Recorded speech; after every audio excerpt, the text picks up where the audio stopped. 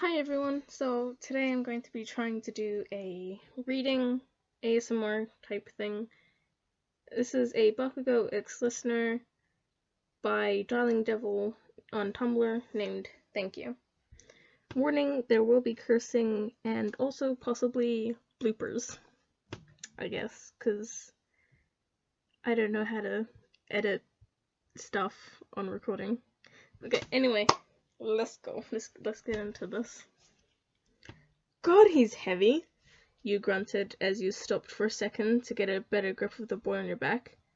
Currently, you were walking back from the training grounds right before curfew, and you were practically dragging your feet across the pavement while you carried unconscious Bakugo as gently and lightly as possible. You had his body on your back, carrying him in a piggyback style. One of his arms was thrown over your left shoulder, and his head rested on your right one, while you held his thighs.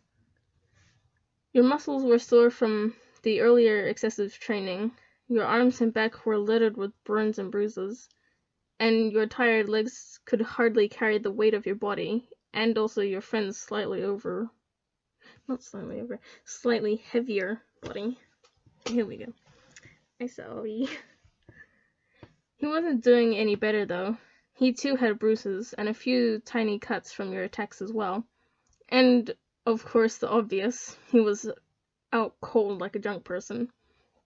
If you had to explain everything that happened just 15 minutes ago, in a nutshell, simply you and Bakugo were sparring together in the school gym area. Oh my god. Restart. If you had to explain everything that happened just 15 minutes ago in a nutshell, simply, you and Bakugo were sparring together in the school gym area, and as you were throwing punches and kicks at each other, Bakugo had said something that especially got on your nerves, and you accidentally kicked him in the back of the head a little too hard, and he was out like a light. Whatever you did, he wouldn't wake up. You couldn't just leave him there or wait for him to wake up since you had a curfew. So you opted to just carry him back to the dorms, and it was way harder than you thought. The 1A Heights Alliance building came into your view, and you sighed out of relief, but also out of nervousness. What if Bakugo woke up before you could get him to his room, and he gets angry at you for literally trying to help him, like he does with Deku? I just added the Deku part in. Because it's true. This boy was full of pride and didn't want anyone's help, even if he needed it. So if he woke up to see you carrying him like some kid, you probably wouldn't have an extra... Oh, wait, what? Well, you probably would have an extra bruise by the end of the night. You weren't ready to be blasted all the way to hell just yet. Even so, as much as he seemed to act like a villain in some people's eyes, you and some other people like Hiroshima thought through his... What did I just say? I'm sorry, whatever that mess was. You and some other people like Hiroshima saw through his... I don't know this word. Facade? Faceade? And I'm just gonna say anger issues. You and some other people like Hiroshima saw through his anger issues. That's how I'm gonna leave it.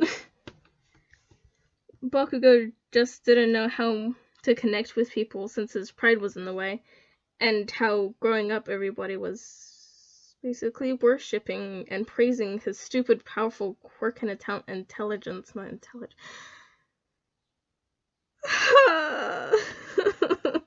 I swear, the more I do this, I've done this so many times, the more I do this, the less brain cells I'm gonna have. Like, the less vocabulary words are gonna be able to come out of my mouth. Okay. Bakugo just didn't know how to connect with people since his pride was in the way, and how growing up, everyone basically worshipped and praised his stupidly powerful quirk and intelligence. It didn't matter if a person is shy, happy, angry, evil, or neutral. but everyone needs someone to talk to and a person to call a friend, or in Bakugo's case, an extra. You were one of the people he tolerated. You and him would talk about topics that came into mind, study silently, or just bicker to each other about something irrelevant. It was nice in its own weird way. People are kind of like a puzzle. Some puzzle... Why can the S not come out? Puzzles. Some are... No, that wasn't even a sundown. Oh my god. People are kind of like puzzles. Some puzzles aren't as easy as they seem, and you have to learn to understand how to solve it before actually doing so.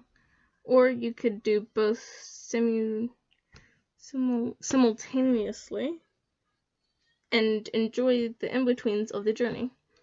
Bakugo was a really hard one that teased your patience and your own temper.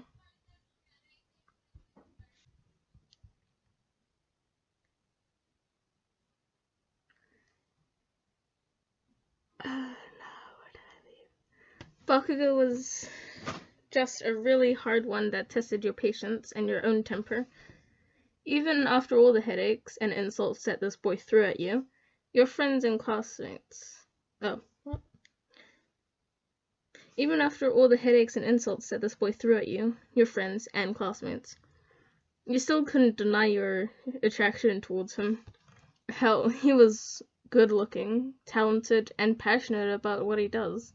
Plus, he was such a softie on the inside if people took the time to actually observe. Goodness, so why did he have to be so perfect at everything? It was getting on your nerves. Gets on mine too. Still, you pushed your own thoughts aside and continued on with your life as normal. You were happy and your presence didn't seem to irritate him, so you accepted the reality and were grateful of what you had. You walked up the small stairway to... What? You walked up the small stairway up to one of the Class 1A dormitory doors, and with each step you were almost shifting your pants while Bakugo let out pained groans as if he was gonna be awake soon. Sure, you were friends, but it didn't mean you weren't at least a little bit nervous around him. You reached the door and attempted to open the door while trying not to drop the mail on your back. You pulled down the handle, only to realize it's locked. Fuck. You cursed silently. You did have your keys. You always do. But they were in your back pocket, and you were in no position to get them unless you wanted to wake up your friend and face his wrath. You tried awkwardly knocking on the door with your foot and knee, but it didn't work too well.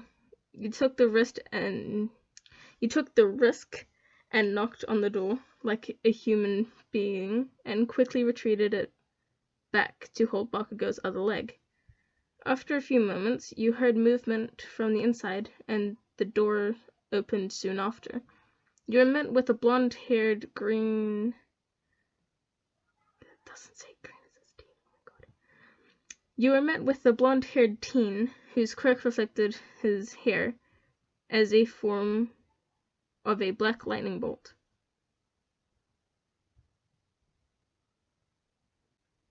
Kaminari looked at you two for a second before stepping aside and opening the door wider, allowing you to get in. Just what were you to do? He began, but you cut him off as he stepped inside. It's definitely not what you think. Don't even say it. Then what? The poor boy was cut off again by Kirishima. Whoa, what happened to Bakugou? He's totally out of it. Kirishima came out of nowhere and started gently poking Bakugou's cheek to see if what he said was actually real. Don't wake him up, you whisper shouted. All the commotion had got some students' attention into the common area, and it was getting kind of embarrassing when you thought about it from their perspective. I don't want to be his next punching bag, so can you please quiet down? Okay, but back to what I asked. What happened? You sighed.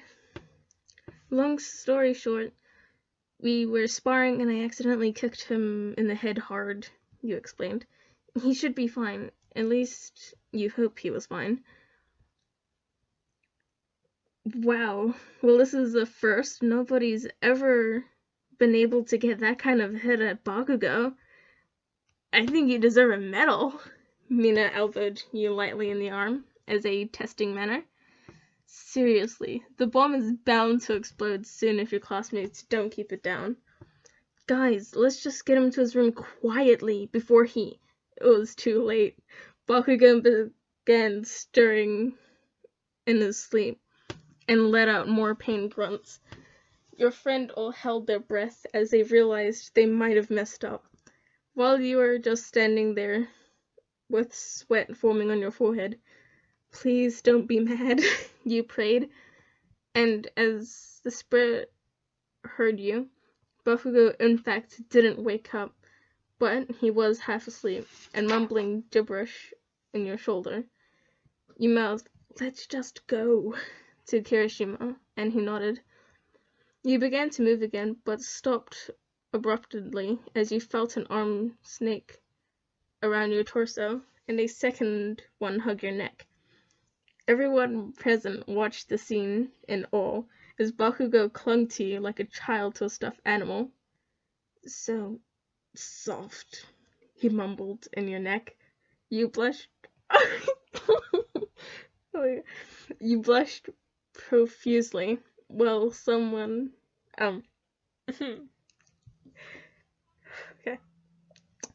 You blushed profusely, while some people around you gave either shocked or smirking faces.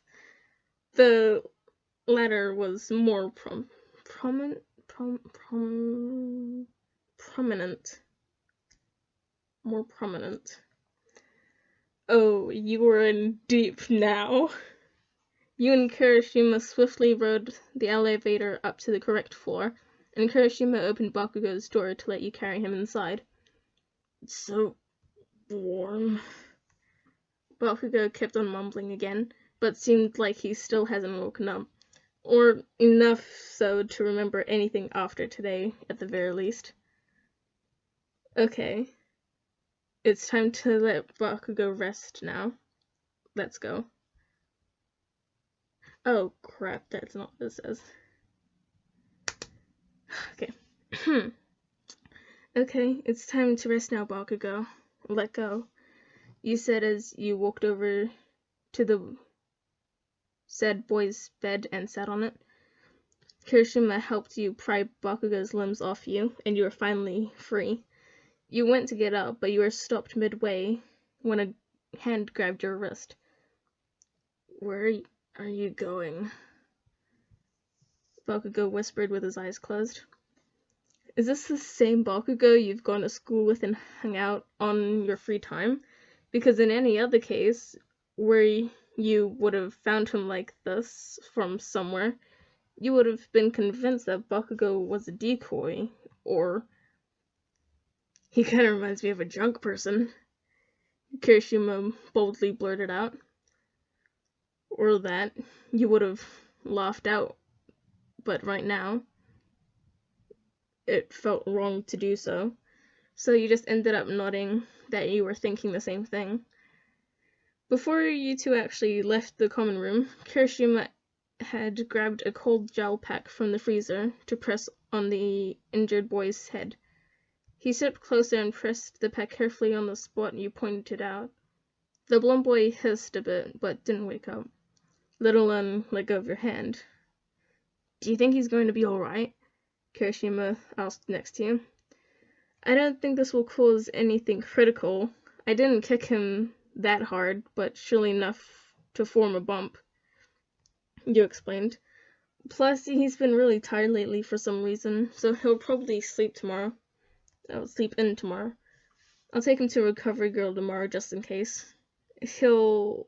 not hell. Hell, I'll even drag him there if he won't cooperate. If you say so. Thanks for caring for him. He's my friend too, you know. Of course I would care for him. Yeah, but I just said it so you would at least get a thank you. You know how he is. The crimson-haired boy motioned to the ash blonde. I know. Bakugo groaned and mumbled something incoherent again, and it got both of your attention. He pulled on your wrist for you to get closer, and you complied, shifting a little closer so you could hear what he had to say. Thank you, babe, he said, and let his head fall into his pillow. At last, getting some precious sleep, you became a blushing mess, while Kirishima did his damn hardest not to laugh too loudly. So he resorted to stirring like some spray window cleaner bottle. This is too funny. What? What did he just... You whisper shouted, not knowing how to react. I knew it, Kirishima whispered to himself proudly. He may be a bit weaker in school, but he was an expert when it came to knowing his friends and peers. You gently but swiftly untangled Bakugo's fingers from your wrist, stood up to pull his blanket over him so he wouldn't get cold, and left the room in a hurry, with Kirishima trailing right behind you. The boy... Oh, jeez. The said boy was still snickering while you hid your face, that was as red as a tomato, in your hands. You already felt embarrassed from the comment alone, but Kirishima being there made it 2 times worse.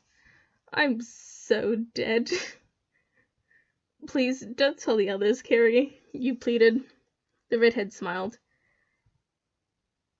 My lips are sealed, traveler. And that's it for part 1, because I cannot handle doing a part 2 right now. Okay, there you go. I hope you enjoyed. Sorry for all the bloopers. Bye.